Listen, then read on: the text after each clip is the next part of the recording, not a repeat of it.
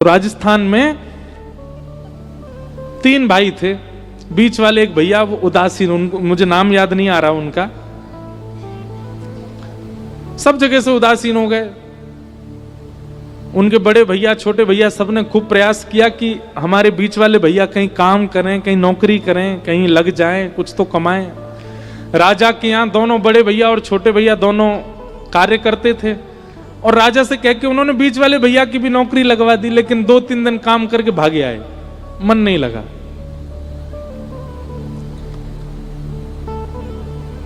संसार कितना स्वार्थी है। घर के लोगों को कुछ दिन बाद वो खटकने लगे, कुछ करते धरते नहीं है, बस पाते रहते हैं, पड़े रहते हैं। व्यंग में एक दिन घर के लोगों ने कह दिया, बोले कुछ करते तो हो नहीं, पूरे दिन रोटी उड़ाते हो। पता चलती जब स्वयं जाते, स्वयं बना के खाते।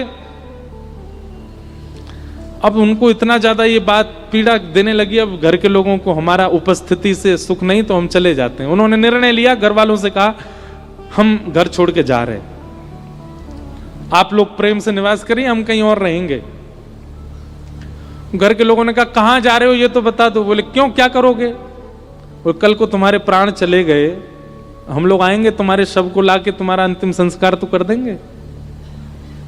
बोले नहीं, जब हमसे ही आपका कोई संबंध नहीं है तो फिर हमारे अंतिम संस्कार से भी आपका कोई संबंध नहीं होना चाहिए।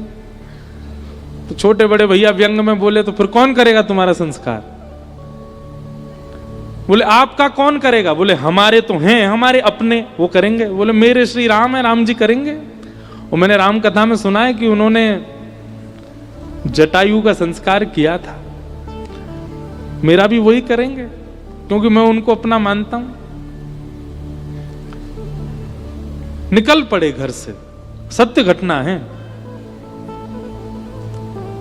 और कहीं वन में जाकर के कोई दे जाता भिक्षा आदि तो पा लेते, नहीं तो राम राम जपते भजन करते। अब उनकी एक ही इच्छा थी, राम जी मेरा संस्कार करें, मेरे इस देह का। उनको यह भी पता था कि अब ये मेरा अंतिम जन्म है, इसके बाद जन्म नहीं होना, बस मेरा ये है अंतिम क्षण में राम जी मेरे सामने आ जाएं और मेरे देह का संस्कार प्रभु श्री राम पिंडदान वही करें।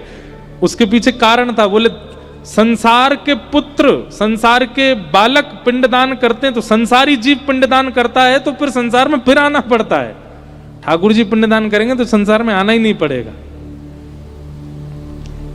इसका मतलब ये नहीं है कि पुत्र के पिंडदान से आना ही पड़ता, पर उनकी भावना ऐसी थी कि ठाकुर जी कर देंगे तो फिर जन्म का चक्कर खत्म हो जाएगा।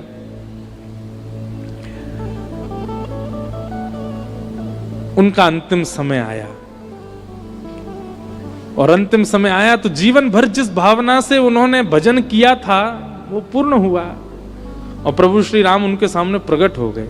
और अकेले प्रकट नहीं हुए, राम जी भी आए, लक्ष्मण जी भी आए, भरत जी भी आए, सीता जी भी आई और हनुमान जी भी आए, सब आए साथ में। सब ने आकर के एक क्षण के लिए उनको राम दरबार का दर्शन हुआ और दर्शन देते ही उनके प्राण निकल गए।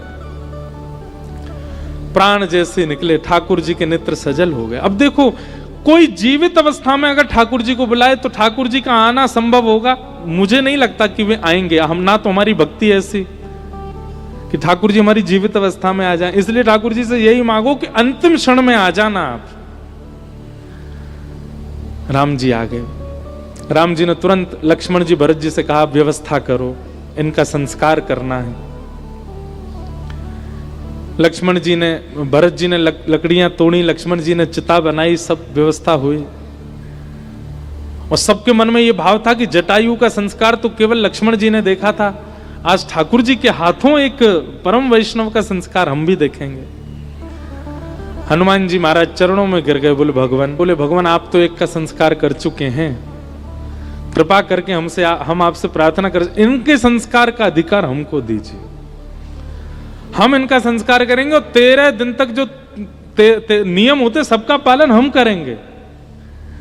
राम जी महाराज इतने प्रसन्न हो गए और फिर उस वैष्णव भक्त का संस्कार अनंत बलवंत श्री हनुमान जी महाराज ने किया। जैसे ही हनुमान जी ने चिता में अग्नि प्रज्वलित करी, हनुमान जी के हाथ, हनुमान जी का नाम ले ले महाराज, भूत पिशाच निकट नहीं आवे, महावीर जब नाम सुनावे। हनुमान जी के नाम से भूत पिशाच भाग जाते हैं। जिन हनुमान जी ने चिता में अग्नि दी हो, जैसे ही उस चिता में से, अग्नि में से धुआं प्रकट हुआ, तो उस क्षेत्र में जितने भी प्रेत वायु में भ्रमण कर रहे थे, उस धुआं का स्पर्श करते सब मुक्त हो करके भगवत धाम को प्रस्थान करने लगे, और प्रस्थान करके सबको वैकुंठ की प्राप्ति हो गई। अब नियम होता है कि 13 दिन तक नियमों का पालन किया जाता है। तो हनुमान जी महाराज वहीं रहते, जहां चिता पर अग्नि हुई थी वहीं पास में ही हनुमान जी रह करके, और जो होता है पिंडदान हो, 10 गात्र हो, आदि आदि जो सबका नियम कर रहे थे। तभी हनुमान जी को जोर जोर से रोने की आवाज आने लगी। तो हनुमान जी महाराज ने वृक्ष के ऊपर देखा, समझ गए कोई प्रेत रो रहा है। हनुमान जी बोले, अरे यहाँ इस गांव के इस जंगल के सारे प्रेत मुक्त हो गए, तुम कैसे रह गए?